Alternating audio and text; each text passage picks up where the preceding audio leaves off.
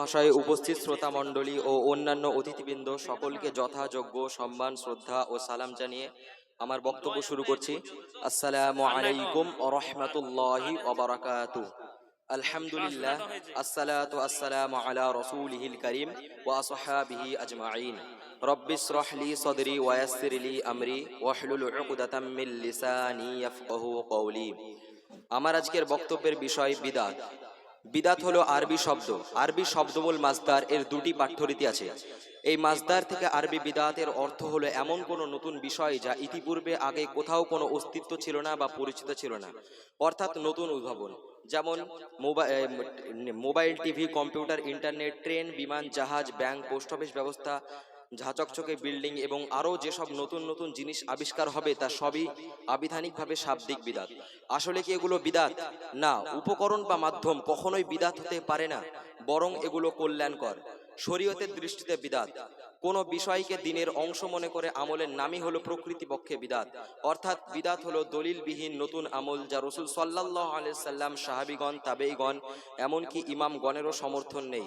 সোজা কথায় যা শরীয়তের কোনো ভিত্তি নেই।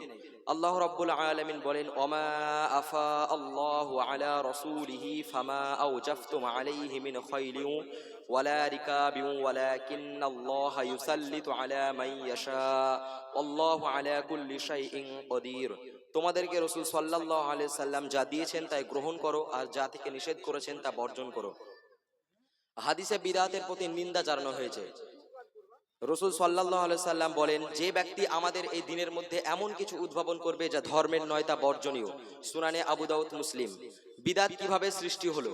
রাসূলের হাদিস থেকে আমল বা নসিহতের কথা বললে আমাদের কেমন যেন নিরস লাগে, মানতে অনীহা বা কষ্ট লাগে। অনেক সময় ছেড়ে দিই, ফলে এক সময় সুন্নাতটি মরে যায়। যেমন মসজিদে প্রবেশ করলেই 2 রাকাত দাখলুল মসজিদ পড়ে বসতে হয়, রাসূল তাই করতেন। কিন্তু বর্তমানে আমলটি শুক্রবার জুমার দিনে পড়লেও মসজিদে প্রবেশ করে পড়ে না।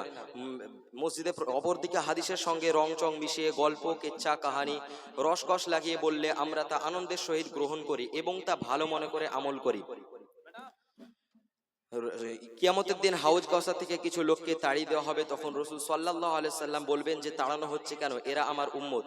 তখন ফেরেশতা বলবেন, ইয়া রাসূল সাল্লাল্লাহু আলাইহি সাল্লাম, আপনি জানেন না আপনার পর এরা আপনার দ্বীনের মধ্যে কি সংযোগ করেছিল? যেমন হযরত কি সংযোগ করেছিল? শেষ কথা, আল্লাহ লানত করেন ওই ব্যক্তিকে যে সকল বিদআতকে আশ্রয় দেয়। সুতরাং আসুন আমরা সকল প্রকার বিদআতকে ছেড়ে দিই এবং সুন্নাতকে আঁকড়ে ধরি এবং ওয়া আখির দাওয়ানা আলহামদুলিল্লাহি রাব্বিল আলামিন। আসসালামু আলাইকুম ওয়া রাহমাতুল্লাহি ওয়া বারাকাতুহু।